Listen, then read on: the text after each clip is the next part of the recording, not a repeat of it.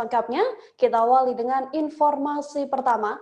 Kabupaten Bulungan resmi masuk dalam wilayah yang akan menerapkan pemberlakuan pembatasan kegiatan masyarakat atau PPKM level 4 pada 26 Juli hingga 2 Agustus mendatang.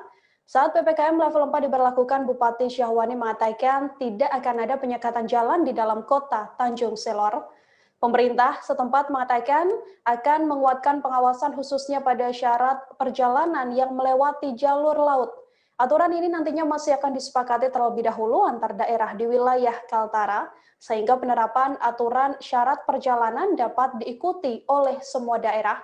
Untuk mengetahui bagaimana informasi terkininya terkait PPKM di wilayah tersebut, telah tersambung bersama saya wartawan Tribun Kaltara, ada Maulana Ilhami Faudi di sana. Halo Faudi, selamat siang. Selamat siang Rania. Faudi, bisa dijelaskan terlebih dahulu mungkin untuk kondisi kasus COVID-19 di wilayah Bulungan sendiri seperti apa informasinya? Baik, selamat siang Tribuners. Untuk kasus COVID-19 di Bulungan sampai hari ini statusnya masih zona merah, di mana berdasarkan data hari Minggu kemarin terdapat penambahan 145 kasus baru, yang menjadikan total akumulasi kasus menjadi 5.722 kasus, dengan kasus aktif bertambah 25 kasus sehingga ada 1.235 orang yang saat ini menjalani perawatan atau menjalani isolasi mandiri. Adapun kasus korban meninggal akibat COVID-19 untuk kemarin bertambah 1 orang hingga total selama pandemi ini berlangsung menjadi 69 orang. Faudi, berdasarkan yang tadi sempat saya katakan dalam PPKM level 4 ini akan diberlakukan nantinya syarat perjalanan begitu. Bisa dijelaskan Faudi bagaimana kemudian nantinya persyaratan bagi pelaku perjalanan ini? Baik, tadi kami sempat wawancara Bupati Bulungan Syahwani. Beliau mengatakan bahwa memang rencananya akan memperketat syarat masuk perjalanan khususnya melewati jalur laut, karena Bulungan ini diketahui adalah ibu kota dari Kaltara yang mana juga tersambung jalur laut dengan kabupaten kota lainnya. Namun Bupati sendiri sampai saat ini masih menunggu aturan yang lebih tinggi atau dari level gubernur atau provinsi, karena mengingat perjalanan laut di Bulungan ini terjadi tidak hanya internal Bulungan tapi juga antar kabupaten kota di Kaltara. Faudi, kemudian selain terkait syarat pelaku perjalanan yang nantinya masih akan digodok lagi, apakah ada ketentuan pembatasan kegiatan masyarakat lainnya selama PPKM level 4 ini di sana? Untuk PPKM level 4 sendiri nantinya seperti operasional dunia usaha itu akan dibatasi hingga maksimal pukul 10 malam, untuk swalayan itu hingga pukul 8 malam. Namun untuk kegiatan aktivitas olahraga, peribadatan, itu juga akan dibatasi. Untuk pembelajaran tatap muka bagi siswa-siswa TK sampai SMP di wilayah Bulungan itu akan ditiadakan hingga 2 Agustus mendatang. Adapun terkait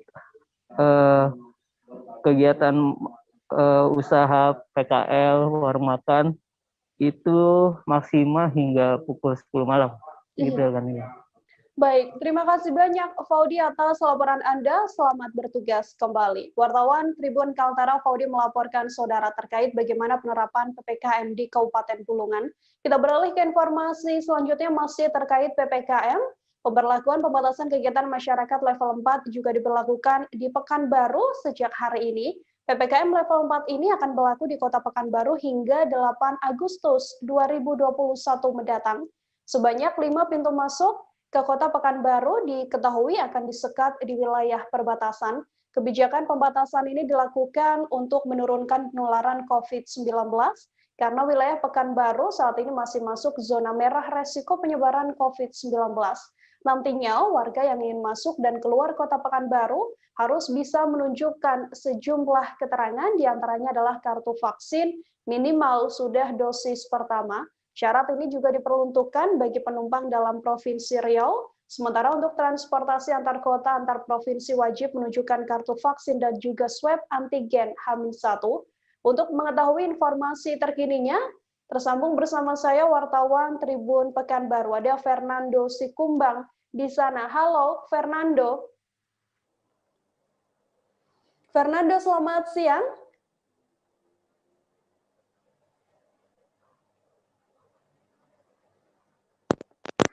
Oke, siang.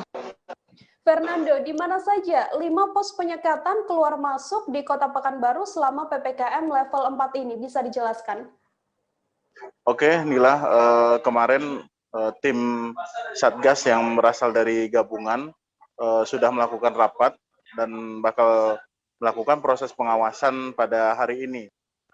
Tim tersebut melakukan penyekatan di 5 titik perbatasan yang bakal berlangsung selama 24 jam selama penerapan PPKM level 4 di Kota Pekanbaru.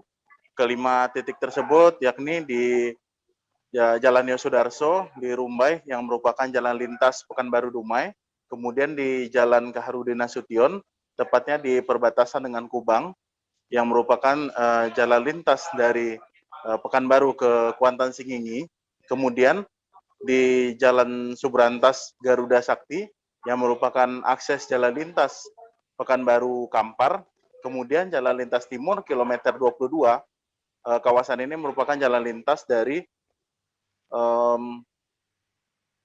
Pekanbaru Pelalawan, kemudian satu jalan lagi yaitu di titiknya Jalan Garuda Sakti kilometer 4 yang merupakan jalan lintas Pekanbaru dengan Tapung. Jadi seluruh perbatasan ini nantinya mulai ditutup dan pembatasan tersebut bakal berlangsung selama PPKM level 4 ini, Nila. Akan diberlakukan penyekatan penutupan selama 24 jam. Kemudian Fernando, berdasarkan pantauan Anda, saat ini seperti apa suasana Kota Pekanbaru di hari pertama PPKM level 4? Oke, Nila, untuk saat ini kondisi masih normal, masyarakat masih beraktivitas, namun sejumlah persiapan dan juga sejumlah titik sudah mulai terlihat pengamanan dari tim gabungan yang merupakan personil kepolisian, TNI, dan juga Satpol PP, ada juga Dinas Perhubungan yang sudah melakukan proses persiapan untuk penyekatan di seluruh titik tersebut. Ada juga titik-titik yang nantinya bakal ditutup di dalam kota. Untuk masyarakat sendiri memang pada hari ini pemerintah kota bakal menggencarkan proses sosialisasi kepada seluruh masyarakat. Walaupun sebenarnya peringatan PPKM level 4 ini sudah disampaikan sejak akhir pekan kemarin. Namun wali kota bersama unsur Forkopimda pada hari ini bakal menggelar sosialisasi secara masif dan bakal menyampaikan kepada masyarakat bahwa bakal diberlakukan PPKM level 4 di Pekanbaru dari tanggal 26 Juli hingga 8 Agustus nanti. Masyarakat masih tetap menjalani aktivitas memang, namun sejumlah pembatasan sedang dilakukan persiapan, begitu Nila. Kemudian untuk instruksi dari wali kota sendiri untuk para petugas gabungan yang bekerja di lapangan seperti apa, Fernando? Oke, seperti disampaikan wali kota pada rapat kemarin, beliau menyampaikan bahwa para aparat gabungan nantinya bisa melakukan penindakan nantinya terhadap para pelanggar, namun diutamakan pendekatan secara humanis kepada masyarakat, terutama masyarakat yang memang masih terlihat melakukan aktivitas kerumunan dan juga keramaian. Karena fokus kedua hal tersebut menjadi fokus dalam PPKM level 4 ini yang menjadi perhatian, karena khususnya di pasar, pusat keramaian, dan juga di pusat perbelanjaan seperti pasar modern, begitu rekan Nila. Maka wali kota berharap masyarakat nantinya bisa mengikuti poin-poin dari surat edaran yang sudah disampaikan sejak akhir pekan kemarin. Begitu, Nila. Jika nantinya mungkin ada warga yang membandel, sanksi apa yang akan dijatuhkan, Fernando? Oke, rekan Nila, seperti disampaikan wali kota usai rapat persiapan pada akhir pekan kemarin, jadi ada sejumlah sanksi sebenarnya sudah disiapkan. Yang pertama adalah sanksi berupa teguran tertulis. Sebelumnya didahului oleh teguran lisan terlebih dahulu. Namun bagi masyarakat yang tetap membandel, melakukan kerumunan dan juga tidak mematuhi protokol kesehatan selama PPKM level 4 ini, nantinya wajib untuk membayar denda sebesar Rp100.000 Itu untuk personal, untuk pribadi rekan Nila. Sedangkan untuk pelaku usaha nantinya yang memang seharusnya tutup pada saat PPKM level 4, nantinya bakal dikenakan denda sekitar Rp500.000 nantinya untuk setiap kali pelanggaran. Maka ia menghimbau agar masyarakat untuk tetap kooperatif dan selalu berupaya agar untuk mematuhi protokol kesehatan selama penerapan PPKM level 4 ini. Karena ia berharap tidak ada lagi perpanjangan setelah PPKM level 4 ini, karena guna dari PPKM level 4 ini adalah untuk menekan kasus COVID di Kota Pekanbaru, karena sampai saat ini Kota Pekanbaru masih berada di level zona merah COVID-19. Begitu, Nila. Baik, terima kasih banyak Fernando Sikumbang, wartawan Tribun Pekanbaru atas laporan Anda. Selamat bertugas kembali. Kita ke informasi selanjutnya, Saudara. Pemerintah Kota Pontianak, Kalimantan Barat resmi memperpanjang PPKM hingga 2 Agustus 2021. Namun pada level 4 PPKM ini akan ada beberapa kelonggaran yang diberlakukan pemerintah setempat. Di antaranya terkait tempat usaha dan kapasitas pengunjung yang diperbolehkan. Untuk menekan angka penyebaran COVID-19, pemerintah Kota Pontianak juga terus gencar melakukan vaksinasi COVID-19 dan penerapan protokol kesehatan yang ketat. Bagaimana informasi terkait PPKM level 4 di wilayah Pontianak ini? Telah tersambung bersama saya, wartawan Tribun Pontianak, ada Muhammad Rokib di sana. Halo Rokib, selamat siang. Ya, Nila, selamat siang. Rokib, seperti apa perkembangan PPKM level 4 di Kota Pontianak ini? Apakah memang benar diperpanjang dan bagaimana informasi terkininya? Ya, Nila, berdasarkan informasi yang terbaru dari Wali Kota Pontianak selaku Satgas COVID-19 Kota Pontianak bahwa pada 26 Juli 2021 ini adalah resmi untuk pemberlakuan pembatasan kegiatan masyarakat level 4 akan diperpanjang sampai 2 Agustus 2021 nantinya. Hal tersebut sebagaimana disampaikan oleh Wali Kota Pontianak bahwa berdasarkan instruksi dari Mendagri nomor 26 tahun 2021, sehingga pemerintah Kota Pontianak maupun Satgas COVID-19 Kota Pontianak menindaklanjuti untuk memperpanjang PPKM level 4 ini, seperti itu, Nila. Rokib, apakah benar pada PPKM level 4 ini ada beberapa kelonggaran yang diberlakukan oleh pemerintah setempat? Ya, berdasarkan informasi yang terbaru, sudah wawancara Wali Kota Pontianak bahwa memang untuk PPKM level 4 kali ini akan ada beberapa kelonggaran. Satu di antaranya yaitu akan diperbolehkannya untuk pelaku usaha seperti rumah makan maupun warung kopi ataupun kafe hingga pukul 21.00 atau pukul 9 malam dengan kapasitas pengunjung yaitu 25% dari kapasitas ruangan yang ada. Kemudian untuk yang tempat makan di tempat itu memang akan diizinkan. Namun untuk secara lebih detailnya saat ini Satgas COVID-19 Kota Pontianak tengah melakukan rapat koordinasi untuk mengatur lebih rinci terkait teknis pelaksanaan PPKM level 4 yang diperpanjang di Kota Pontianak, Kalimantan Barat, seperti itu, Nila. Rokib, dari pihak pemerintah Kota Pontianak sendiri, langkah-langkah semacam apa atau mungkin upaya apa yang telah dilakukan untuk menekan angka penularan COVID-19 pada PPKM level 4 ini? Ya, memang ada beberapa upaya yang telah dilakukan oleh pemerintah Kota Pontianak maupun Satgas COVID-19 Kota Pontianak. Satu di antaranya itu terus menggencarkan program vaksinasi COVID-19 yang ada di Kota Pontianak. Hingga saat ini di Kota Pontianak untuk penyuntikan dosis pertama vaksinasi COVID-19 untuk dosis pertama itu sudah mencapai lebih dari 150.000. Kemudian untuk dosis yang kedua itu sudah melebihi dari angka 50.000. Nah, selain itu, selain menggencarkan program vaksinasi ini juga terus digencarkan untuk protokol kesehatan COVID-19 seperti pengawasan oleh para petugas di lapangan seperti Satgas COVID-19 baik dari Satpol PP, TNI dan Polri lainnya terus gencar melakukan pengawasan terhadap protokol kesehatan COVID-19.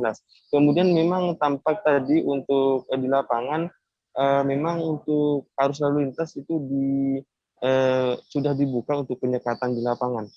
Sehingga upaya-upaya lain nantinya akan diatur lebih rinci di surat edaran Wali Kota Pontianak yang akan dikeluarkan. Seperti itu nih, Mbak. Baik, saudara, untuk mengetahui bagaimana informasi selengkapnya terkait pernyataan dari Wali Kota Pontianak, Edi Rusdi Kamtono, berikut liputannya untuk Anda. Pak, ini berarti PPKM level 4 di Pontianak artinya fix diperpanjang, tinggal menunggu keputusan resmi berupa surat nanti aja Pak ya berarti Pak? Pak, jika dilihat dari evaluasi dari PPKM yang telah diberlakukan sebelumnya seperti apa Pak di Kota Pontianak? Memang itu tidak serta-merta mendapatkan hasil langsung hari ini PPKM, minggu depan dosa, minggu depan dapat hasil, nggak bisa karena pandemi ini sudah terlanjur merata penularannya, ya sudah terlanjur merata sehingga yang bisa kita lihat hasilnya sekarang sudah ada mulai penurunan kasus. Nah, itu berarti di puncaknya sudah mulai melandai, ada bahkan sudah menurun untuk yang kasusnya dari hasil swab dan tingkat kesembuhan masyarakat. Nah, tingkat kesembuhan masyarakat itu menjadi antibodi mereka, ya mereka yang sudah terkonfirmasi itu sudah terbentuk antibodi, ya sehingga mudah-mudahan tidak terulang lagi untuk orang yang sama kalau sudah terkonfirmasi. Kecuali orang yang belum pernah sama sekali terkonfirmasi, ya itu teori epidemiologinya. Sebab itu kita juga di boost dengan vaksin. Juga ini vaksin juga salah satu upaya untuk meningkatkan antibodi semakin banyak. Nah, mungkin hasilnya nanti di bulan Agustus kita akan lihat, ya kan? Mudah-mudahan ini terus menurun dan PPKM ini sebenarnya menahan laju tingkat puncaknya ini. Ya, contoh ya, kalau tidak ada PPKM kan yang terpapar ini kan mungkin banyak, tidak terkendali lah saat ini. Akhirnya fasilitas kesehatan tidak mampu untuk menangani warga yang terkonfirmasi. Ini harus kita kendalikan supaya grafiknya itu landai dan terkendali. Untuk penurunannya berapa persen Pak sejauh ini Pak? Data dari Dinas Kesehatan 25%. Sudah ada penurunan. Beberapa minggu yang lalu. Terus Pak, untuk program vaksinasi sendiri? Kita beralih ke informasi selanjutnya, Saudara. Lanut Halim Perdana Kusuma menggelar vaksinasi COVID-19 untuk masyarakat umum di Mall Pondok Gede Bekasi pada Senin 26 Juli hari ini. Setidaknya 2.000 lebih kuota vaksin disediakan untuk masyarakat umum secara gratis. Vaksinasi ini diprioritaskan untuk warga Bekasi, meski tak menutup kemungkinan bahwa nantinya warga Jakarta juga diperbolehkan. Vaksinasi rencananya akan digelar selama 2 hari. Untuk mengetahui bagaimana informasi terkininya, tersambung bersama saya wartawan Tribun Jakarta, ada Indah Farah di sana. Halo, Indah. Halo Nila. Bisa dijelaskan, Indah, bagaimana situasi terkini vaksinasi yang telah digelar di Mall Pondok Gede Bekasi ini? Baik, bisa disampaikan kepada Tribuners bahwa memang vaksinasi kali ini yang digelar oleh pihak Lanut Halim Perdana Kusuma berlangsung di wilayah penyangga, tepatnya di Kota Bekasi, di mana diselenggarakan di Mall Pondok Gede, Bekasi, Jawa Barat. Memang sesuai dengan instruksi Panglima TNI yang telah disampaikan bahwa tak hanya vaksinasi dilaksanakan di ibu kota saja dan di Bandara Halim Perdana Kusuma saja, namun menyasar juga di kota-kota lain seperti Kota Bekasi. Untuk suasana terkini di lokasi, vaksinasi masih berlangsung karena memang vaksinasi dijadwalkan mulai pukul 8 pagi hingga pukul 3 sore atau 15.00 waktu Indonesia bagian Barat. Di mana jumlah peserta pada hari pertama ini berjumlah 2.000 dan pihak Lanut Halim Perdana Kusuma menyiapkan kembali kuota tambahan di mana 500 sehingga perharinya kuota vaksinasi berjumlah 2.500 untuk para peserta. Seperti itu, Nila. Untuk rencana vaksinasi ini akan digelar berapa lama, Indah? Baik, untuk vaksinasi ini disampaikan oleh Lanut Halim Perdana Kusuma Marsma TNI Bambang Gunarto bahwa vaksinasi akan digelar selama 2 hari, tepatnya pada hari ini hingga esok hari 27 Juli 2021 dengan waktu dan jam yang sama. Adapun vaksinasi ini digelar melalui 2 metode, yakni melalui web maupun on the spot atau go show, di mana para peserta vaksinasi bisa langsung datang dan mendaftarkan diri mereka, lalu mengambil nomor antrian dan mengikuti tahapan-tahapan vaksinasi sampai observasi dan mendapatkan kartu vaksinasi. Seperti itu, Nila. Indah, jika nantinya memang peminat vaksinasi ini akan membludak, bagaimana langkah lanjutan dari petugas? Apakah akan ada rencana vaksinasi lain yang sudah tercatat akan dilakukan di luar Kota Bekasi? Baik, bisa disampaikan bahwa memang kuota yang diberikan sudah mencapai ribuan untuk membantu Pemkot Kota Bekasi sendiri bila nantinya para peserta yang ingin vaksinasi bisa datang langsung ke Mall Pondok Gede, namun disampaikan informasi terbaru yang disampaikan oleh Denlanut bahwa untuk kuota hari ini memang ditutup sebanyak 2.500, kemudian esok hari 2.500, sehingga peserta yang hari ini datang namun kuota telah terpenuhi akan dialihkan ke esok hari. Ada juga Lanut Halim Perdana Kusuma telah menyiapkan sejumlah vaksinasi lainnya. Sebagai fasilitator, mereka menyiapkan tempat-tempat lainnya untuk melaksanakan vaksinasi, yakni di mana di wilayah Tangerang, Depok. Namun, untuk hal tersebut mereka masih memerlukan koordinasi lebih lanjut terhadap Pemkot terkait. Seperti itu, Nila. Baik, saudara wartawan Indah tadi juga telah melakukan wawancara dengan Lanut Halim Perdana Kusuma. Berikut liputannya untuk Anda. 2 hari yang lalu kami mengadakan rapat Tikon dan alhamdulillah seluruh stakeholder sangat mendukung. Yang bisa saya sebutkan mungkin yang pertama, kami dari Lanut Halim bekerjasama dengan Komando Operasi 1, kemudian juga dari manajemen Mall Pondok Gede Bekasi, dari pemerintah daerah, Dinas Kesehatan Bekasi, kemudian dari camat yang ada sekitar Pondok Gede, ada camat Pondok Gede sendiri, ada camat Pondok Melati, kemudian Jati Sampurna, kemudian dari Rumah Sakit Esnawan TNI AU, dan juga dari RSUD tentunya ya Pak ya.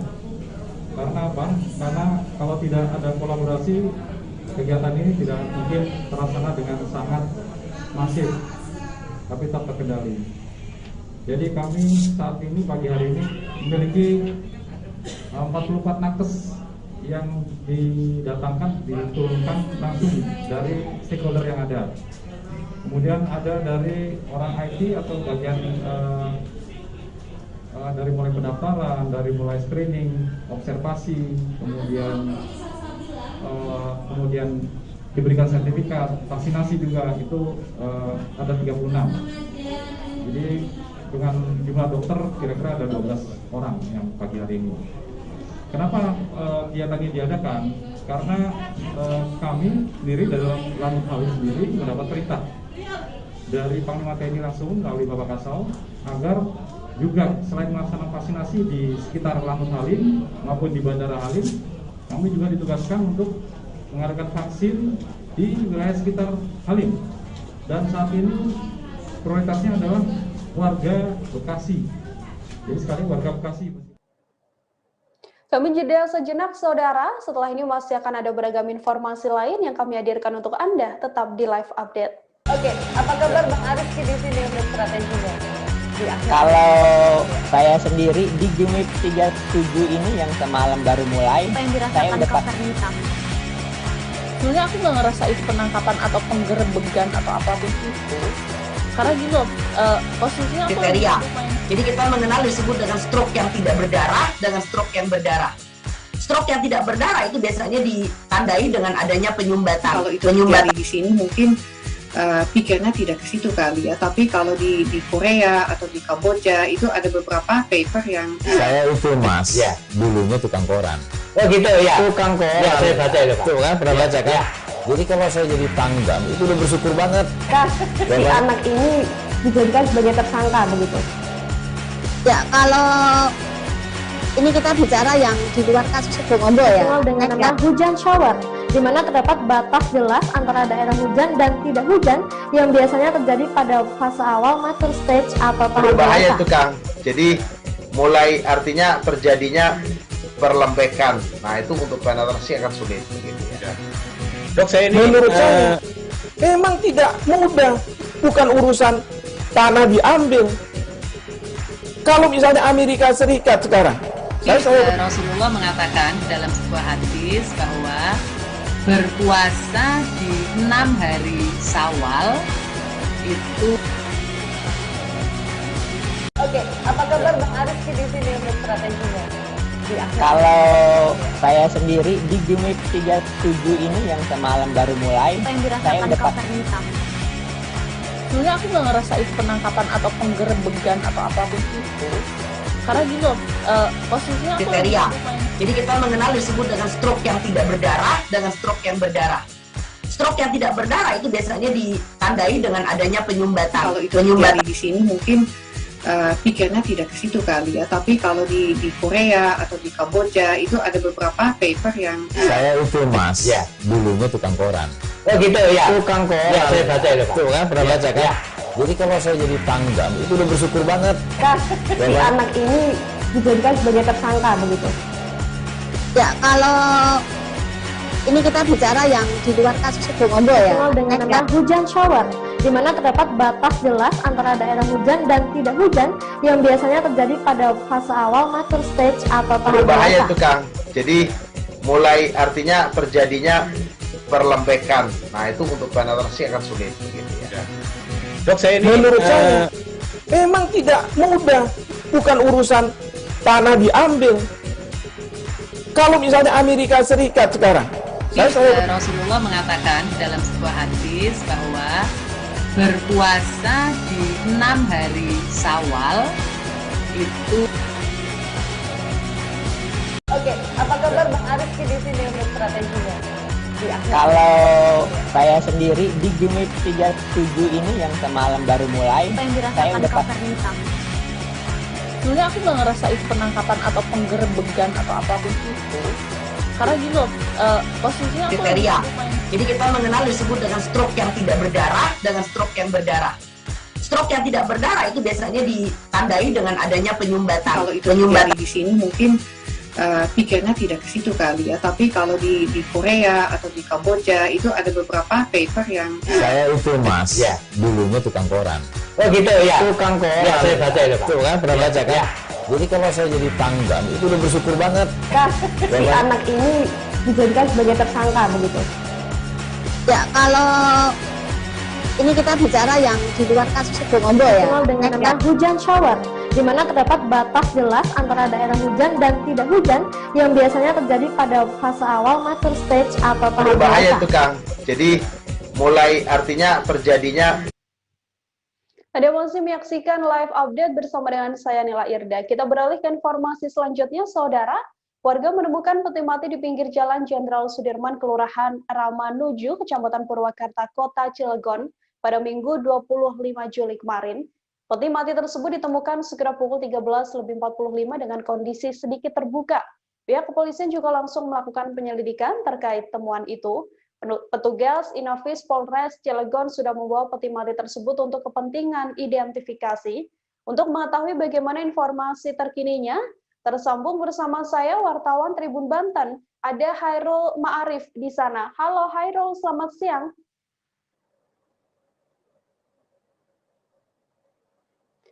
Hairul, selamat siang. Siang Nila, sudah dengar? Ya. Hairul, terkait penemuan peti mati ini, bagaimana kronologisnya bisa dijelaskan? Ya Nila, terima kasih Nila. Selamat siang Tribuners. Saya Hairul. Jadi penemuan peti mati ini terjadi sekitar pukul 1.45 siang di pinggir jalan, dan informasi pertama dikabarkan oleh seorang warga yang lewat.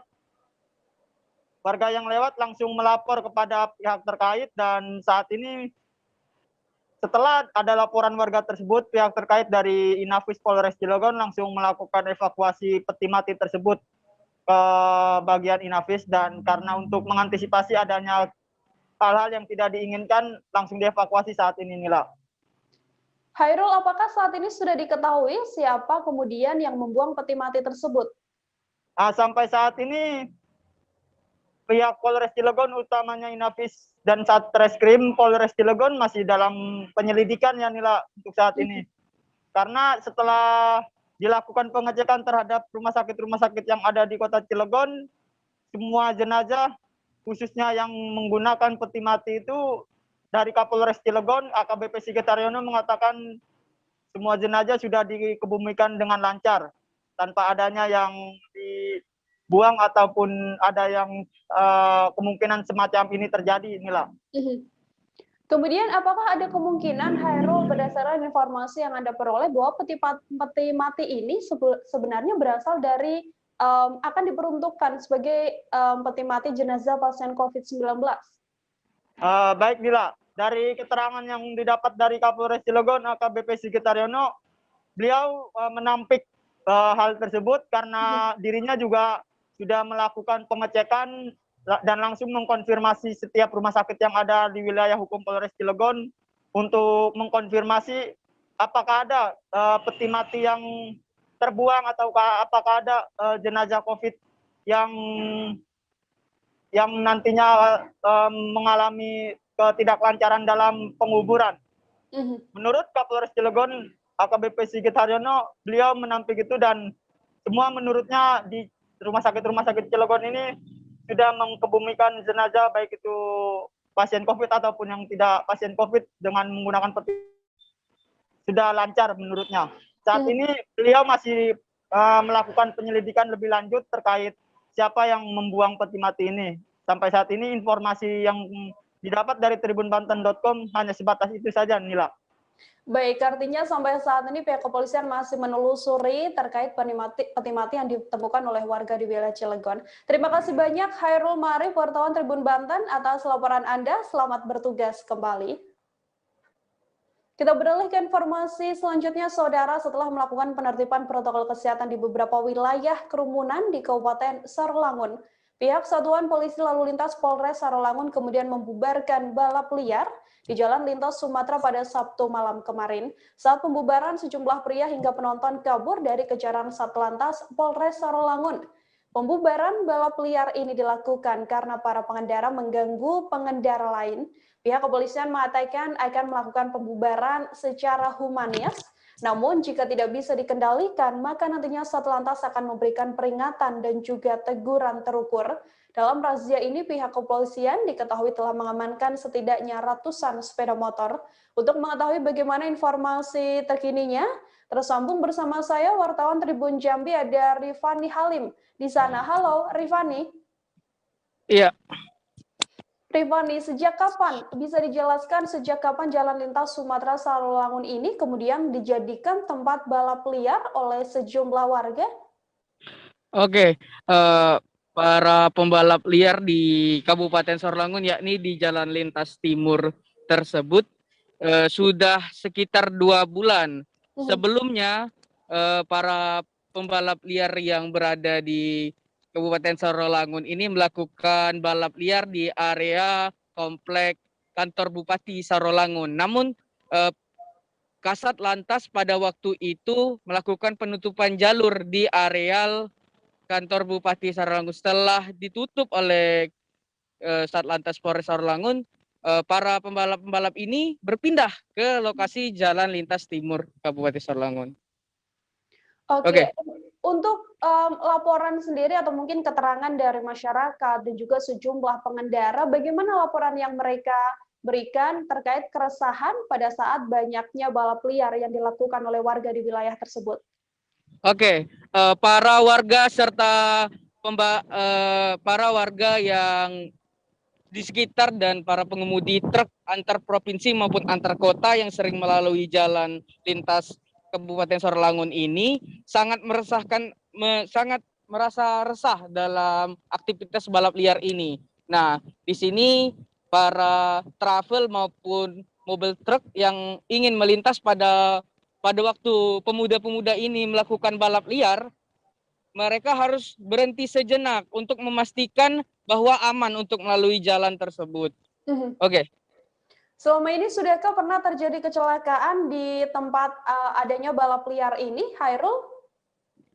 Oke, kalau untuk kecelakaan di Jalan Lintas Timur sejauh ini belum ada. Namun tempat balap liar yang sebelumnya di komplek kantor Bupati, menurut keterangan warga sering terjadi kecelakaan antar para pembalap. Nah, juga sempat pernah menabrak warga setempat. Oke, Rifani, ini kan tadi sempat saya katakan bahwa sudah ada pembubaran yang dilakukan oleh pihak kepolisian. Terkait pembubaran yang dilakukan pihak kepolisian ini, informasinya seperti apa? Apakah sudah ada yang kemudian ditahan atau ditetapkan sebagai tersangka, dan apa saja yang telah diamankan oleh pihak kepolisian? Oke, pihak kepolisian Polres Sarolangun melakukan penahanan sepeda motor sebanyak 130 sepeda motor dan knalpot brong, yang beberapa knalpot brong sudah diamankan oleh pihak Polres. Hal ini dilakukan untuk mencegah balap liar di jalan lintas tersebut karena sangat meresahkan. Nah, untuk itu para pembalap pemuda-pemuda ini diketahui di bawah umur, masih di bawah 18 tahun. Nah, untuk melakukan itu pihak lantas memanggil orang tuanya untuk membuat perjanjian untuk tidak melakukan balap liar lagi, ditandatangani di materai 10.000. Begitu. Baik, terima kasih banyak wartawan Tribun Jambi, Rifani Halim, atas laporan Anda. Selamat bertugas kembali. Kita jeda sejenak, saudara. Setelah ini masih akan ada informasi lain yang kami hadirkan untuk Anda. Tetap di live update. Oke, apa kabar Bang Ariski di sini untuk strateginya? Kalau saya sendiri di Jumip 37 ini yang semalam baru mulai, saya udah sebenarnya aku nggak ngerasa itu penangkapan atau penggerebegan atau apapun itu, karena gitu posisinya aku kriteria. Jadi kita mengenal disebut dengan stroke yang tidak berdarah dengan stroke yang berdarah. Stroke yang tidak berdarah itu biasanya ditandai dengan adanya penyumbatan. Kalau itu terjadi di sini mungkin pikirnya tidak ke situ kali ya, tapi kalau di Korea atau di Kamboja itu ada beberapa paper yang saya itu Mas, ya, dulunya tukang koran. Oh gitu ya. Tukang koran. Ya, saya baca itu Pak. Tuh kan, pernah baca kan? Ya. Jadi kalau saya jadi tanggam itu udah bersyukur banget. Si anak ini dijadikan sebagai tersangka begitu. Ya, kalau ini kita bicara yang di luar kasus Sebongondo ya. Dengan nama hujan shower, di mana terdapat batas jelas antara daerah hujan dan tidak hujan yang biasanya terjadi pada fase awal mature stage atau tahap berbahaya dewasa. itu Kang. Jadi mulai artinya terjadinya perlembekan. Nah itu untuk penetrasi akan sulit. Gitu ya. Dok, saya ini menurut saya memang tidak mudah, bukan urusan tanah diambil. Kalau misalnya Amerika Serikat sekarang, Rasulullah mengatakan dalam sebuah hadis bahwa berpuasa di 6 hari Syawal itu. Oke, apa kabar Bang Ariski di sini untuk strateginya? Kalau saya sendiri di Jumip 37 ini yang semalam baru mulai, saya udah sebenarnya aku nggak ngerasa itu penangkapan atau penggerebegan atau apapun itu, karena gitu posisinya aku kriteria. Jadi kita mengenal disebut dengan stroke yang tidak berdarah dengan stroke yang berdarah. Stroke yang tidak berdarah itu biasanya ditandai dengan adanya penyumbatan. Kalau itu terjadi di sini mungkin pikirnya tidak ke situ kali ya, tapi kalau di Korea atau di Kamboja itu ada beberapa paper yang saya itu Mas, ya, dulunya tukang koran. Oh gitu ya. Tukang koran. Ya, saya baca itu Pak. Tuh kan, pernah baca kan? Ya. Jadi kalau saya jadi tanggam itu udah bersyukur banget. Si anak ini dijadikan sebagai tersangka begitu. Ya, kalau ini kita bicara yang di luar kasus Sebongondo ya. Dengan nama hujan shower, di mana terdapat batas jelas antara daerah hujan dan tidak hujan yang biasanya terjadi pada fase awal mature stage atau tahap berbahaya dewasa. itu Kang. Jadi mulai artinya terjadinya perlembekan. Nah itu untuk penetrasi akan sulit. Gitu ya. Dok, saya ini menurut saya memang tidak mudah, bukan urusan tanah diambil. Kalau misalnya Amerika Serikat sekarang, Rasulullah mengatakan dalam sebuah hadis bahwa berpuasa di 6 hari Syawal itu. Oke, apa kabar Bang Ariski di sini untuk strateginya? Kalau saya sendiri di Jumip 37 ini yang semalam baru mulai, saya udah sebenarnya aku nggak ngerasa itu penangkapan atau penggerebegan atau apapun itu, karena gitu posisinya aku kriteria. Jadi kita mengenal disebut dengan stroke yang tidak berdarah dengan stroke yang berdarah. Stroke yang tidak berdarah itu biasanya ditandai dengan adanya penyumbatan. Kalau itu terjadi di sini mungkin pikirnya tidak ke situ kali ya. Tapi kalau di Korea atau di Kamboja itu ada beberapa paper yang Saya itu Mas, dulunya tukang koran. Oh gitu ya. Tukang koran. Ya, saya baca itu Pak. Tuh kan, pernah baca kan? Jadi kalau saya jadi tanggam, itu udah bersyukur banget. Si anak ini dijadikan sebagai tersangka begitu. Ya, kalau ini kita bicara yang di luar kasus Bongobo ya. Dikenal dengan nama hujan shower, di mana terdapat batas jelas antara daerah hujan dan tidak hujan yang biasanya terjadi pada fase awal mature stage atau tahap Berbahaya dewasa. tuh Kang. Jadi mulai artinya terjadinya perlembekan. Nah itu untuk penetrasi akan sulit begitu ya. Dok, saya ini menurut saya memang tidak mudah, bukan urusan tanah diambil. Kalau misalnya Amerika Serikat sekarang, Rasulullah mengatakan dalam sebuah hadis bahwa Masih di live update bersama dengan saya Nila Irda, kita ke informasi selanjutnya. Saudara, praktik pembuatan surat swab palsu berhasil dibongkar oleh Polres Indramayu. Seorang pelaku berhasil diringkus yang merupakan seorang office boy di Puskesmas Sukra. Aksi pelaku terbongkar setelah adanya laporan dari masyarakat. Selain menangkap pelaku, pihak kepolisian juga turut mengamankan sejumlah barang bukti. Bisnis pembuatan surat swab palsu ini diakui pelaku sudah ia lakukan sejak beberapa bulan terakhir. Untuk mengetahui informasi terkininya terkait kasus ini, tersambung bersama saya wartawan Tribun Cirebon, ada Handika Rahman di sana. Halo Handika, selamat siang. Siang Nila. Handika, untuk Polres Indramayu sendiri dalam pembongkaran praktik pembuatan surat swab palsu ini seperti apa informasi terkininya? Baik Nila, pada hari kemarin jajaran Polres Indramayu berhasil membongkar kasus pembuatan surat swab palsu, tepatnya di Puskesmas Sukra, di mana pelaku pembuatan surat swab palsu ini adalah seorang office boy atau OB Nila. Nah, untuk aksi ini sudah dia lakukan selama 2 bulan dan akhirnya bisa terendus polisi berkat laporan dari masyarakat. Pada hari kemarin pun pelaku langsung dibawa ke Mapolres Indramayu untuk dimintai keterangan Nila. Berapa keuntungan yang didapat oleh pelaku ini dalam pembuatan surat swab palsu? Handika, sudahkah ada informasinya yang Anda dapatkan? Berdasarkan pengakuan dari pelaku, OB ini mendapat keuntungan entah dari 100.000 sampai 150.000 per satu surat swab palsu yang ia buat. Sejauh ini polisi baru menemukan ada sekitar 40 lebih surat swab palsu yang telah ia buat. Namun tidak menutup kemungkinan jumlah tersebut lebih banyak lagi mengingat aksi ini sudah ia lakukan selama 2 bulan lebih. Apakah memang pelaku ini melakukan aksinya seorang diri, Handika, kemudian tindak lanjut apa yang dilakukan oleh pihak kepolisian dalam kasus ini? Baik Nila, sejauh ini polisi baru menangkap 1 pelaku dan masih melakukan pengembangan lebih lanjut terkait kasus ini. Polisi juga akan melakukan pendalaman khususnya terhadap pelaku, apakah pelaku ini bekerja sendiri atau ada oknum pelaku lain yang ikut berperan dalam kasus ini, Nila. Baik, saudara wartawan kami juga telah menghimpun wawancara dari Kasat Reskrim Polres Indramayu. Berikut liputannya untuk Anda. Gimana Pak awalnya Pak?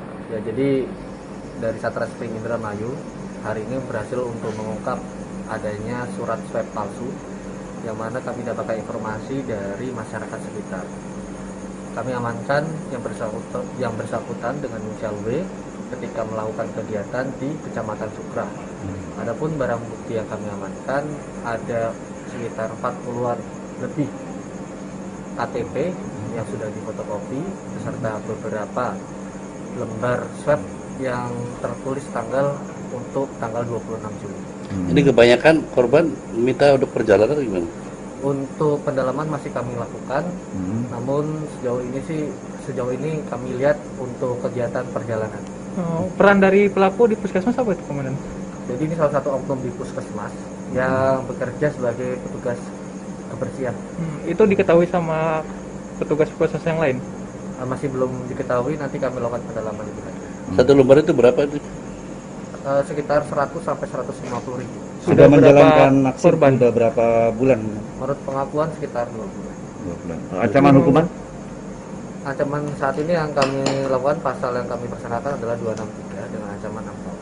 Namun masih kami lakukan pemeriksaan lebih lanjut apakah ada motif dan modus lain dan terlibatan oknum-oknum yang lain. Kita beralih ke Medan, saudara. Seorang wartawan media online disiram air keras oleh orang tak dikenal tepat di Jalan Jamin Ginting, Simpang Selayang, Medan Tuntungan pada Minggu 25 Juli malam. Akibatnya pria yang merupakan pimpinan redaksi ini mengalami luka di bagian wajah dan juga langsung dilarikan ke rumah sakit. Dari pengakuan korban, pelaku penyiraman berjumlah 2 orang. Aksi pelaku juga terekam kamera CCTV di lokasi kejadian. Untuk mengetahui bagaimana informasi terkininya, tersambung bersama saya wartawan Tribun Medan, ada Victory Hutauruk di sana. Halo, Victory. Ya, halo, selamat siang Nila. Victory, terkait adanya penyiraman air keras ini, bagaimana kronologinya? Apakah memang benar aksi dari pelaku ini terekam kamera CCTV di lokasi kejadian? Ya, baik Nila. Jadi berdasarkan informasi yang kami himpun dari rekan korban yang datang untuk menjemput korban menuju ke rumah sakit, kejadian terjadi pada hari Minggu sekitar pukul 22 WIB, di mana pada saat itu dia sedang menunggu seseorang berinisial HST untuk berjumpa. Namun ketika dia sedang menunggu di pinggir jalan, tiba-tiba ada 2 orang yang sedang menaiki kereta fiction, datang dan langsung menyiram si korban dari atas kereta. Dan ketika melakukan penyiraman, korban langsung berlari, sedangkan kedua pelaku langsung kabur menggunakan sepeda motor. Inilah. Berdasarkan keterangan saksi mata di lokasi kejadian, bagaimana penuturannya? Ya, sesuai dengan kesaksian dari para pekerja dari rumah makan yang ada di dekat TKP, mengatakan bahwa pada saat kejadian, korban tiba-tiba saja langsung berlari menuju ke rumah makan dan meminta bantuan. Wajahnya sudah membiru dan seperti meleleh. Dan pada saat itu, para pekerja langsung membantu korban dengan menggunakan air putih yang dingin untuk membasuh wajah. Pada saat itu korban sudah tidak bisa melihat dan warga langsung berbondong-bondong membantu untuk membersihkan air keras tersebut. Seperti itu Nila. Baik, Victory, berdasarkan keterangan dari korban sendiri saat kejadian, apakah korban ini bisa mengenali pelaku atau mungkin menggambarkan ciri-ciri dari pelaku? Iya, baik. Berdasarkan cerita dari teman korban yang membawa korban langsung, dia mengatakan, korban mengatakan ciri-ciri dari pelaku bertubuh tinggi dan kurus yang menyiramnya. Namun untuk pelaku lainnya yang membawa kereta, dia tidak sempat melihatnya karena dia berada di dalam kereta dan menggunakan helm. Seperti itu, Nila. Untuk kondisi terkini dari korban setelah kejadian seperti apa, Victory, informasinya? Iya, berdasarkan dari penuturan Kasubag Humas RSUP Adam Malik mengatakan korban sudah dioperasi pada pukul 7 pagi tadi dan mengalami luka bakar 4% di daerah wajahnya. Namun untuk penglihatan maupun penciuman maupun pendengaran masih dalam proses operasi, jadi tidak bisa untuk dijelaskan lebih lanjut. Nantinya apabila proses operasi sudah selesai, nanti pihak rumah sakit akan mengabari lebih lanjut seperti apa kondisinya, Nila. Dari keterangan sementara, apakah sudah ada titik terang mungkin, Victory, terkait motif dari penyiraman air keras ini? Baik, hingga saat ini barusan saya konfirmasi dari Kabid Humas Polda Sumut, Hadi Wahyudi mengatakan bahwa masih dalam pemeriksaan. Ada beberapa saksi yang sudah diperiksa, baik pekerja rumah makan, baik saksi yang ada di lokasi. Nah, kabarnya sudah ada pelaku yang diamankan. Namun hingga saat ini Polrestabes Medan belum ada mengkonfirmasi dan dikabarkan akan segera dirilis hari ini. Seperti itu, Nila. Oke, Saudara, Victory juga telah menghimpun wawancara dengan Kasubag Humas RSUP Haji Adam Malik Medan. Berikut liputannya untuk Anda. Semalam tanggal 25 Juli 2021 benar kita ada terima masyarakat yang datang ke IGD dengan keluhan tersiram cairan air keras pada sekitar pukul 22 lebih 2 menit. Nah, pada saat itu inisialnya PS, usia 25 tahun. Pada saat itu kita langsung tangani sesuai prosedur screening COVID, kita screening dulu COVID-nya aman, kita tindak lanjuti dengan tindakan-tindakan yang diperlukan, yaitu kompres luka dan lain sebagainya. Kemudian disimpulkan dari hasil penanganan bahwasanya pasien ini memerlukan tindakan lanjutan secara situ atau segera, yaitu operasi debridement, pembersihan luka dengan indikasi chemical burn 4% atau luka bakar 4% di area wajah. Operasinya berapa lama kira-kira? Berapa cukup sekali atau bagaimana dengan kondisi seperti itu? Pasien itu masuk ke kamar bedah sekitar pukul 7 pagi dan sampai saat ini masih menjalani operasi. Kita belum bisa pastikan sampai berapa lama tergantung tingkat kesulitannya. Sampai saat ini apakah ada pihak kepolisian yang datang ke rumah sakit? Sejauh ini belum ada. Jadi pihak kepolisian yang datang itu hanya semalam ketika pasien diantar. Memang pasien diantar langsung oleh pihak kepolisian. Setelah itu belum ada lagi. Kalau kondisi kesadaran? Kondisi kesadaran pasien baik, pasiennya sadar, tapi memang chemical burn atau luka bakar di area wajahnya perlu penanganan situ atau segera. Jadi pasien langsung kita proses untuk tindakan debridement pada pagi hari ini sekitar pukul 7 pagi. Kak, luka bakarnya di bagian muka aja atau ada mengenai mata, Kak? Ya, luka bakarnya itu di area wajah paling banyak 4%, serta cipratan sedikit di tangan kiri dan kanan, hanya sedikit saja. Paling banyak itu di area wajah. Ada pasien yang rusak, Kak, seperti mulut, hidung, pernapasan atau pendengaran? Dengar apa? Ada rusak panca inderanya seperti kok nggak mau kemute? Kita ke informasi selanjutnya, Saudara. Aparat Satuan Reserse Kriminal Polres Langsa berhasil meringkus ZW, 25 tahun, tersangka utama pembunuh Ridwan, 53 tahun. Toke butut yang tak lain adalah majikan dari pelaku. Pada Sabtu 24 Juli, tersangka ditangkap di kediamannya di Dusun Rukun, Kampung Dalam, Aceh Tamiang. Terungkapnya kasus pembunuhan ini bermula dari temuan mayat korban yang dimasukkan ke dalam karung di dekat jembatan. Dalam 1 kali 24 jam, petugas langsung berhasil menangkap pelaku yang merupakan pekerja di gudang butut milik korban. Meski satu pelaku telah ditangkap, namun pihak kepolisian diketahui masih memburu satu pelaku lain yang juga terlibat dalam pembunuhan ini. Pelaku kedua adalah orang yang dimintai tolong pelaku utama untuk membuang mayat korban. Bagaimana informasi terkininya? Tersambung bersama saya, wartawan Serambi Indonesia, ada Zubir di sana. Halo, Zubir. Halo, selamat siang, Mbak. Selamat siang, Zubir. Terkait kasus ini, bisa diinformasikan apa motif dari pelaku kemudian menghabisi nyawa korban yang kita tahu merupakan majikan atau bos dari pelaku sendiri?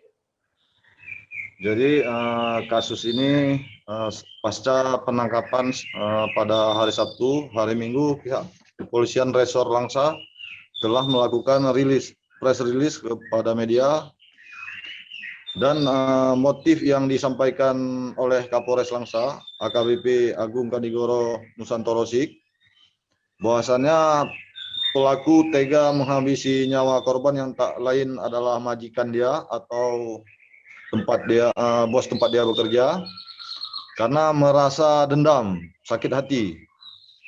Menurut pengakuan pelaku kepada pihak kepolisian, bahwasannya selama dia bekerja sering dimarahi dan dengan kata-kata kasar, dan ada beberapa kali korban memukul si pelaku. Jadi karena motif itulah si pelaku nekat menghabisi korban yang sudah direncanakannya sejak hari Selasa dan baru dilaksanakan pada Jumat malam dini hari. Zubir, untuk kronologi pelaku menghabisi nyawa korban seperti apa? Apakah memang benar pelaku ini bekerja sama dengan satu pelaku lain dalam melancarkan aksinya? Jadi pelaku yang sudah merencanakan sejak hari Selasa dan baru melakukan aksinya pada Jumat dini hari, bekerja membunuh korban sendiri sekitar antara pukul 1 dan pukul 2. Jadi ketika itu korban yang tertidur di depan TV dalam ruang tamu rumahnya tiba-tiba didatangi oleh pelaku yang malam itu juga tidur di rumah korban, langsung menuju ke korban dan menusuk korban dengan pisau sebanyak dua atau tiga kali. Satu kali di bagian pundak belakang, 2 kali di bagian perut. Saat itu juga dalam tempo berapa waktu, mungkin menit, 1-2 menit, korban langsung meninggal dunia di tempat. Selanjutnya pelaku menelpon temannya yang saat ini masih DPO, DN, untuk meminta bantuan, pelaku mengajak DN tersebut untuk membawa mayat korban yang telah dimasukkan ke dalam goni, membawa dengan becak motor ke arah Aceh Timur yang jaraknya mungkin sekitar 30 km dari Kota Langsa, dan membuangnya di suatu sungai salah satu desa di kawasan Kecamatan Perlak Timur, Kabupaten Aceh Timur. Berdasarkan keterangan dari pihak kepolisian, Zubir, untuk hukuman yang diberlakukan pada pelaku setelah melakukan aksi pembunuhan ini seperti apa informasinya? Ya Mbak, diulangi. Untuk aksi dari pelaku ini kan melakukan aksi pembunuhan dan juga bisa dikatakan ini adalah pembunuhan berencana, begitu ya Zubir. Apakah memang sudah ditetapkan oleh pihak kepolisian hukuman apa yang dijatuhkan pada tersangka ini? Jadi untuk pelaku terancam hukuman pasal hukuman mati, paling lama hukuman penjara 20 tahun atau seumur hidup, dan paling berat hukuman mati. Baik, untuk mengetahui informasi lebih detailnya, saudara wartawan kami juga telah menghimpun wawancara dari Kapolres Langsa dan juga Kasat Reskrim Polres Langsa. Berikut liputannya untuk Anda. Pengungkapan kasus meninggalkan nyawa orang lain. Ini berawal daripada penemuan mayat di alur sungai Dusun Jengki, Kecamatan Perlak Timur, Kabupaten Aceh Timur pada hari Selasa tanggal 20 Juli pukul 16.00. Kemudian dari kepolisian Polres Aceh Timur membawa jenazah tersebut ke Rumah Sakit Umum Langsa untuk pemeriksaan luar dan dalam, dan juga diambil identifikasi oleh unit identifikasi Polres Aceh Timur yang bergabung dengan unit identifikasi Polres Langsa. Setelah diidentifikasi, ternyata korban adalah saudara Ridwan, 53 tahun, tempat tinggal di Dusun Satria, Sungai Pau Indo, Kecamatan Langsa Barat, Kota Langsa. Dan dari tersebut dihubungi pihak keluarga, yang mana pihak keluarga langsung membuat laporan polisi ke Polres Langsa. Setelah membuat laporan polisi Polres Langsa, kemudian Satreskrim Polres Langsa melakukan penyelidikan terhadap kejadian tersebut.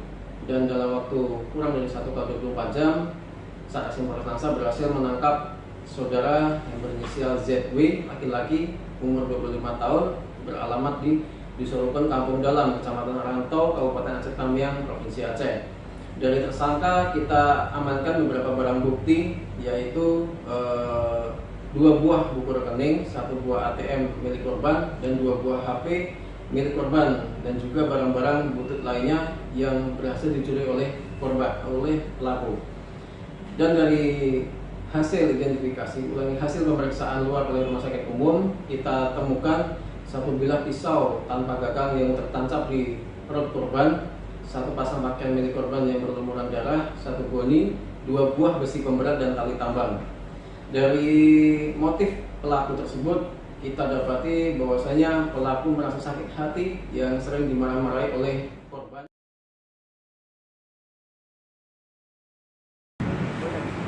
Tersangka memotong ditemukan mayat dalam karung di Desa Jengki, di Kecamatan Perlak Timur, Kabupaten Aceh Timur. Kemudian yang terbungkus dalam karung diikat dengan tali tambang dan diberi pemberat di dalam karung. Setelah itu ditemukan dibawa ke rumah sakit untuk dilaksanakan swab dalam. Kita tidak dapat ditemukan dari korban, yaitu saudara Ridwan. Dilakukan swab di rumah sakit umum daerah. Untuk gagangnya masih kita lakukan pencarian oleh tim, karena berdasarkan keterangan dari tersangka sudah dibuang di. Kita beralih ke Papua, Saudara. Pemakaman almarhum Jimmy Demianus Iji, tokoh sentral pemekaran Provinsi Papua Barat, rencananya digelar hari ini. Hal ini berdasarkan surat yang dikeluarkan pemerintah Provinsi Papua Barat pada Senin 26 Juli 2021. Almarhum Jimmy Iji akan dimakamkan di pemakaman Taman Bahagia, Jalan Pahlawan, Kelurahan Sanggeng, Distrik Manokwari Barat, Kabupaten Manokwari. Untuk mengetahui bagaimana informasi terkininya, telah tersambung bersama saya, wartawan Tribun Papua, ada Safwan Ashari di sana. Halo, Safwan. Halo, Nila. Safwan, bisa dijelaskan untuk pelaksanaan pemakaman dari almarhum Jimmy Iji, tokoh pemekaran Provinsi Papua Barat ini seperti apa informasinya? Ya, baik, Nila juga Tribunes dimanapun Anda berada. Hari ini dapat saya kabarkan dari Kabupaten Manokwari pelaksanaan pemakaman tokoh sentral pemekaran Provinsi Papua Barat yang rencananya akan digelar pukul 10 pagi, namun berdasarkan kesepakatan dari keluarga sehingga baru akan dilaksanakan sekitar pukul 15 waktu 15 lebih 40 menit waktu Indonesia Timur. Baik, Safwan, ini kan nantinya almarhum akan dimakamkan ke Taman Bahagia. Kenapa kemudian pemakaman ini dialihkan ke Taman Bahagia? Bisa diinformasikan? Ya, inilah juga Tribunes dimanapun Anda berada. Pemakaman almarhum Jimmy Iji seharusnya kan menurut keterangan dari pihak keluarga, rencananya mereka ingin untuk almarhum Jimmy Iji sebagai tokoh sentral pemekaran Provinsi Papua Barat ini dimakamkan di Taman Makam Pahlawan. Namun ada beberapa pertimbangan sehingga jenazah almarhum menurut keterangan dari pemerintah provinsi juga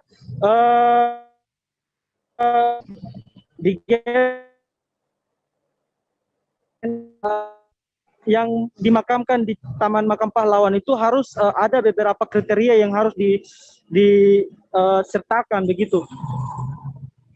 Baik, artinya ada beberapa kriteria yang tidak dipenuhi, begitu akhirnya tidak bisa dimakamkan di Taman Makam Pahlawan dan dialihkan ke Taman Bahagia.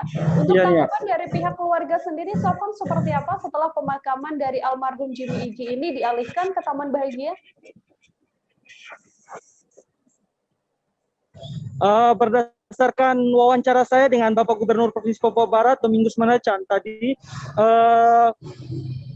menurut keterangan beliau, mereka pihak keluarga dan juga pihak pemerintah sudah membicarakan hal itu, dan pihak keluarga dari awalnya mereka mau untuk dimakamkan di pemakaman Taman Makam Pahlawan, namun karena pertimbangan tersebut sehingga pihak keluarga menerima jenazah almarhum tokoh sentral pemekaran Provinsi Papua Barat dimakamkan di Taman Bahagia. Nila. Baik, terima kasih banyak Sofwan atas laporan Anda terkait rencana pemakaman dari tokoh sentral Jimmy Demianus Iji di Taman Makam Bahagia Sorong. Selamat bertugas kembali, Sofwan. Terima kasih atas laporan Anda. Kita jeda sejenak, saudara. Masih akan ada informasi lain yang kami hadirkan untuk Anda. Tetap di live update. Oke, apa kabar Bang Arifki di sini untuk strateginya?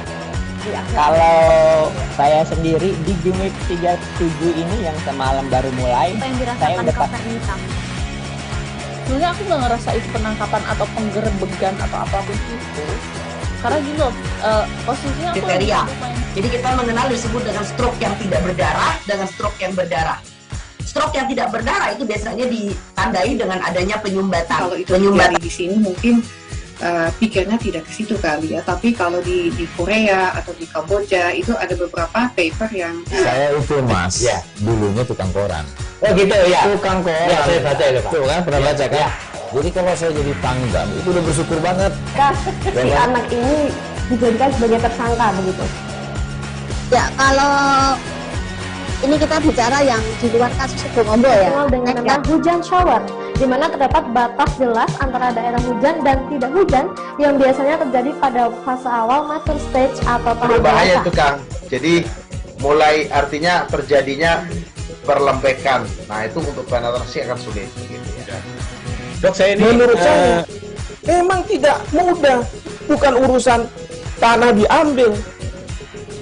Kalau misalnya Amerika Serikat sekarang, Rasulullah mengatakan dalam sebuah hadis bahwa berpuasa di 6 hari Syawal itu.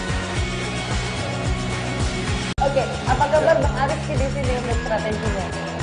Kalau saya sendiri di Jumip 37 ini yang semalam baru mulai, saya udah Sebenarnya aku nggak ngerasa itu penangkapan atau penggerebegan atau apapun itu. Karena gitu, posisinya aku kriteria. Jadi kita mengenal disebut dengan stroke yang tidak berdarah dengan stroke yang berdarah. Stroke yang tidak berdarah itu biasanya ditandai dengan adanya penyumbatan. Kalau itu terjadi di sini mungkin pikirnya tidak ke situ kali ya. Tapi kalau di Korea atau di Kamboja itu ada beberapa paper yang Saya itu Mas, dulunya tukang koran. Oh gitu ya. Tukang koran. Ya, saya baca itu Pak. Tuh kan, pernah baca kan? Ya. Jadi kalau saya jadi tanggam itu udah bersyukur banget. Masih bersama saya Nila Irda dalam live update siang ini. Kita ke informasi selanjutnya, Saudara. Sekda di Kabupaten Ogan Komering Ulu atau Oku Sumatera Selatan, yakni Haji Ahmad Tarmizi memecahkan rekor muri dengan gelar terbanyak. Setidaknya ada 83 gelar akademik dan non-akademik yang disandang pria berusia 55 tahun ini. Semua gelar tersebut diperoleh melalui proses yang ketat dan mengikuti setiap tahapan dalam meraih gelar. Rincian seluruh gelar Ahmad Tarmizi adalah 11 gelar akademik dan juga 72 gelar non-akademik. Kegigihannya dalam menuntut ilmu yang kemudian mengantarkan Haji Ahmad Tarmizi tercatat dalam rekor muri. Untuk mengetahui bagaimana informasi terkininya, tersambung bersama saya wartawan Sripo, ada Leni Juwita di sana. Halo Leni, selamat siang. Selamat siang, Lila. Leni, bagaimana informasinya terkait ada sekda dengan gelar terbanyak ini? Apakah memang Muri sudah mencatatkan nama beliau sebagai sekda yang memiliki gelar terbanyak, atau kapan piagam Muri ini akan diberikan pada yang bersangkutan? Baik, Mila. Bapak Sekda Oku, Dr. Haji Ahmad Tarmizi ini sudah tercatat sebagai pembaca rekor Muri dengan gelar terbanyak untuk Sekda. Jadi rencananya pemberian rekor Muri ini akan disampaikan pada hari ulang tahun Kabupaten Ogan Komering Ulu yang ke-111. Pada tanggal 29 Juli 2021, begitu Nila. Baik, Leni, berdasarkan wawancara yang Anda lakukan dengan yang bersangkutan begitu, apakah sosok dari sekda ini sendiri hafal dengan gelar sebanyak itu yang ia terima selama ini? Baik, Nila dan pemirsa netizen Tribun, kita informasikan kepada pemirsa bahwa kami sudah pernah mencobanya. Ternyata alhamdulillah sekda ini benar-benar hafal cara menulisnya. Sekaligus saya mencoba mengetes bagaimana beliau mengucapkan satu persatu gelarnya. Walaupun beliau sempat kehabisan nafas gitu, namun kita akui benar-benar hafal begitu. Walaupun ada beberapa di antaranya gelar itu disebutkan tidak berurutan begitu, karena menurut dia mendapatkan gelar ini benar-benar melalui proses dan tahapan yang semestinya begitu, Mbak Nila. Baik, Leni, ini kan sebenarnya beliau hafal dari seluruh gelar yang didapatkan, namun apabila memang sedang ada kegiatan atau dalam penulisannya sendiri, apakah juga seluruh gelar ini dicantumkan atau hanya dipilih beberapa gelar saja? Baik, Nila dan pemirsa netizen Tribun, biasanya beliau hanya menyebutkan 11 gelar saja, itu gelar akademik, karena mengingat tentunya akan memakan kolom dan sangat rumit apabila mau disebutkan ke 83 gelar itu. Jadi untuk yang formal biasanya hanya 11 gelar akademik saja, begitu Nila. Oke, ada 11 gelar akademik yang kemudian terus dituliskan dalam setiap aktivitasnya. Kemudian harapan dari beliau seperti apa, Leni, terkait banyaknya gelar yang didapatkan ini? Benar, Mbak. Benar, Nila. Jadi menurut beliau, dia sangat berharap dia menjadi inspirasi bagi keluarga, saudara, kerabat, dan khususnya teman-teman seprofesi. Karena ada anggapan beberapa ASN itu kalau sudah mendapat 1 gelar saja sudah cukup. Karena mereka merasa kesulitan di saat sudah bekerja dan harus menempuh pendidikan lagi. Nah, Bapak Tarmizi ini ingin memotivasi orang-orang terdekatnya, khususnya anak dan keluarganya, agar mengikuti jejaknya. Karena dimanapun seseorang apabila dia memiliki ilmu, maka akan banyak kemudahan-kemudahan yang dia peroleh, begitu, Nila. Baik, saudara, untuk mengetahui bagaimana pernyataan resmi dari sosok ini yang memiliki gelar terbanyak ini, berikut liputannya untuk Anda dari Sekda Oku Haji Ahmad Tarmizi. Sekda. Selamat siang, Mbak Eni. Kami dapat informasi Bapak mendapat penghargaan rekod muri sebagai pemilik titel terbanyak. Bisa Bapak ceritakan bagaimana, seperti apa? Ya, alhamdulillah saya dapat penghargaan dari muri dengan rekor Sekda yang memiliki gelar akademik dan non akademik terbanyak. Sampai dengan hari Sabtu tadi saya ujian akhir sarjana teknik mesin di Universitas Saburai.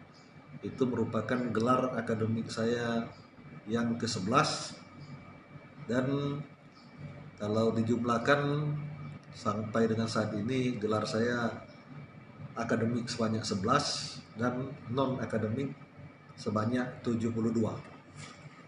Baik, kalau ditulis lengkap dengan titelnya, seperti apa panjangnya penulisan nama Bapak? Iya. Kalau saya coba tulis kemarin itu memerlukan separuh pada kertas kuartu. Jadi kalau kita ketik mungkin sampai 5 atau 6 baris jumlahnya. Tapi sampai dengan saat ini di kepegawaian di pemerintah kabupaten saya hanya menggunakan gelar akademiknya saja. Baik Pak. Kami juga penasaran ini motivasi apa yang membuat Bapak sepertinya sangat tinggi keinginan belajarnya gitu. Ya. 4 bersaudara di Kutai Kartanegara kini harus menjadi yatim piatu setelah kedua orang tuanya meninggal dunia akibat terpapar COVID-19. Anak paling tua baru berusia 17 tahun, sementara anak paling kecil berusia 4 tahun. Kisah 4 bersaudara ini juga viral setelah momen seorang anak mengazani orang tuanya di pemakaman menjadi viral di media sosial.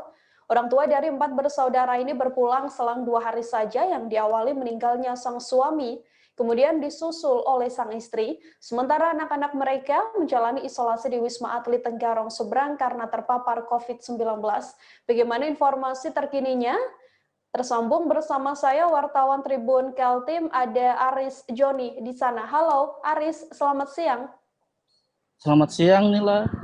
Aris, terkait adanya pasangan suami istri yang kemudian meninggalkan keempat anaknya karena terpapar COVID-19 ini, bisa dijelaskan kapan pastinya pasangan tersebut meninggal dunia? Ya, terima kasih Nila. Untuk informasinya yang Tribun dapatkan, bahwasannya ayah daripada 4 anak ini, yakni almarhum Ali Yusni, dikabarkan meninggal dunia pada hari Kamis tanggal 22 bulan 7 beberapa hari lalu. Nah, berselang 2 hari kemudian barulah menyusul istrinya, yakni Desi Setiawati, yang meninggal pada hari Sabtu tanggal 24 kemarin. Begitulah. Baik, Aris, pasangan tersebut kan juga memiliki 4 orang anak begitu, dan juga kisah dari seorang anak ini viral di media sosial karena momen saat mengazani ibunya di pemakaman. Bisa dijelaskan untuk keempat anggota keluarga ini siapa saja, kemudian siapa yang mengazani sang ibu? Oh iya, pasangan suami istri yang meninggal di Kukar ini meninggalkan sebanyak 4 anak. Yang pertama itu berusia 17 tahun, dan yang kedua 13 tahun, dan yang sampai pada anak keempat, yaitu yang paling kecil 4 tahun. Sementara yang viral di video itu, yang mengazani itu yakni anak kedua bernama Agra, usia 13 tahun. Agra dipanggil untuk mengazani ibunya karena kakaknya, anak pertama daripada pasangan ini, sedang menjalani isolasi di Wisma Atlet Tenggarong. Dan juga tidak hanya kakaknya, adiknya juga atau anak yang ketiganya ini juga ikut bersama kakaknya menjalani isolasi. Sementara Agra sendiri yang mengazani dan adiknya yang paling bungsu tidak ikut isolasi karena kondisinya sehat, dan saat ini sudah bersama keluarganya untuk tinggal sementara bersama pihak keluarga dari sang istri. Aris, untuk pasangan suami istri ini apakah memang meninggal dunia karena memiliki penyakit penyerta atau pada saat menjalani isolasi di kediamannya, atau seperti apa informasinya? Barusan tadi saya konfirmasi ke kakak daripada Desi, almarhumah Desi, bahwa kakaknya ini bernama Neolita menyatakan bahwa adiknya itu tidak memiliki riwayat apa-apa. Namun sang suami memang memiliki riwayat penyakit diabetes. Sehingga suaminya itu pertama kali masuk diantar oleh sang istri dalam kondisi sehat. Namun setelah itu barulah sang istri ngedrop dan juga ikut di isolasi seperti itu. Artinya keduanya ini meninggal dunia pada saat sedang menjalani isolasi di rumah sakit, Aris? Ya, saat menjalani perawatan isolasi juga di rumah sakit. Untuk saat ini keempat anak dari dari pasangan suami istri ini akan diasuh oleh siapa informasinya? Pihak keluarga tetap menegaskan bahwa keempat anaknya pasangan ini akan diurus oleh pihak keluarga kedua belah pihak. Ya, tapi saat ini keempat anak itu sementara diurus oleh keluarga dari pihak istri. Begitu Nila. Baik, wartawan kami Saudara Aris juga tadi menghimpun wawancara dari kakak almarhumah. Berikut liputannya untuk Anda. Dengan siapa aja? Dengan siapa aja? Sama siapa aja. Baik orangnya. Dia perhatian sama istri, sama perhatian dengan teman Kak, kalau lagi perlu bantuan cepat. Tapi sebelum sakit ini Mbak, gimana kondisi beliau, sehat aja kah atau ada riwayat memang? Kalau suaminya memang ada riwayat penyakit diabetes. Gitu. Kalau adik saya tuh nggak ada sama sekali. Nggak ada ya. Malah kan dia sendiri yang antarkan ke rumah sakit suaminya. Kita juga nggak tahu waktu itu kan. Dia yang antarkan suami ke rumah sakit ke untuk rawat inap di sana kan. Nah, waktu itu adik saya masih baik aja kondisinya, dan sebelum dimasukkan ke ruang ICU untuk dipasangkan ventilator itu juga masih sempat komunikasi sama saya juga. Keluhannya apa pada saat itu? Cuma sesak aja. Cuma sesak aja ya. Sama ada batuk sedikit lah itu. Tapi selama ini dikenal sehat aja Bu ya, nggak ada? Sehat, alhamdulillah sehat. Jarang sakit ya? Nggak ada sakit. Terus di swab ventilator. Enggak, waktu di swab aja ketahuan aja. Warga Kecamatan Kambera, Sumba Timur menangis saat menyaksikan jembatan gantung di wilayahnya ambruk. Jembatan yang dikenal jembatan gantung Waturumbing itu diterpa banjir bandang akibat siklon tropis Seroja yang melanda hampir sebagian wilayah NTT pada 4 April dan juga 5 April 2021 lalu. Mengisahkan kembali bagaimana kejadian tersebut, seorang warga yang ditemui pada Sabtu kemarin sampai meneteskan air mata. Saat jembatan ambruk, sejumlah warga diketahui sedang mengungsi ke atas gunung. Bagaimana informasi selengkapnya? Tersambung bersama saya wartawan Pos Kupang, ada Obi di sana. Halo, Obi, selamat siang. Obi, selamat siang. Terkait informasi jembatan ambruk ini, kapan pastinya dan bagaimana kondisi terkini di sana? Baik, jembatan gantung di Desa Kiritana di Kecamatan Kambera, Kabupaten Sumba Timur, Provinsi Nusa Tenggara Timur ini ambruk pada awal April lalu. Ambruknya jembatan ini akibat banjir bandang dan badai Seroja yang menimpa wilayah NTT termasuk di Sumba Timur, ya sempat menghanyutkan jembatan gantung yang ada di Dusun 3, Desa Kiritana, Kabupaten Sumba Timur. Untuk kondisi saat ini di sana seperti apa, Obi, berdasarkan pantauan Anda?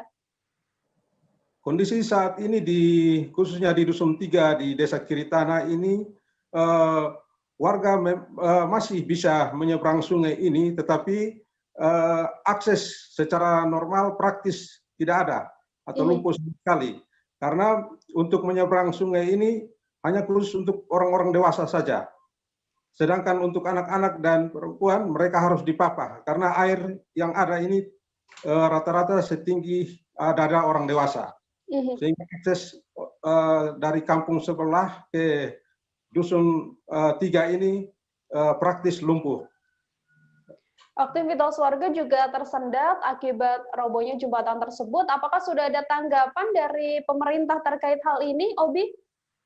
Sampai saat ini dari pemerintah setempat baru mereka sudah melaporkan karena kasus jembatan gantung yang roboh ini dilaporkan sebagai kasus bencana alam, sehingga sudah dilaporkan dan dikoordinasikan dengan Balai Wilayah Sungai Nusa Tenggara II di Kupang untuk melakukan penanganan darurat terhadap jembatan gantung yang ambruk ini. Lalu sudahkah ada perencanaan kemudian dari pihak pemerintah untuk membangun kembali jembatan yang ambruk tersebut?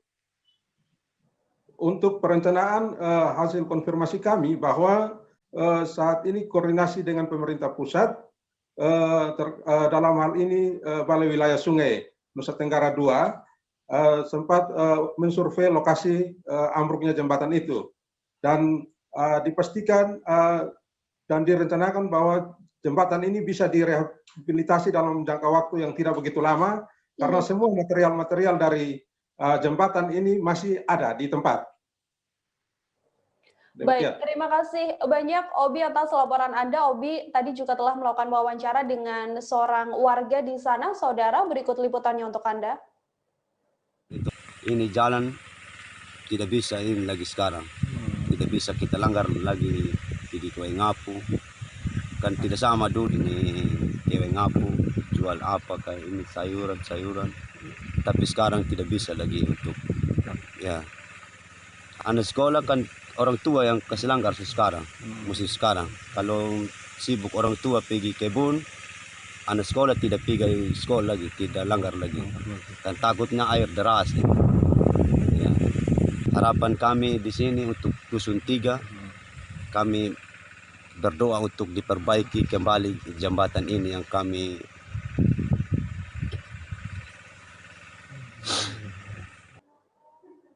Informasi tadi sekaligus menutup perjumpaan kita dalam live update kali ini. Saudara, saksikan informasi terupdate lainnya hanya di channel YouTube tribunnews.com. Lantaran masih di tengah pandemi, kami juga kembali mengingatkan untuk selalu menerapkan protokol kesehatan dimanapun Anda berada. Mewakili kru yang bertugas, saya Nila Irda pamit undur diri. Terima kasih dan sampai jumpa. Jangan lupa like, subscribe, dan share ya!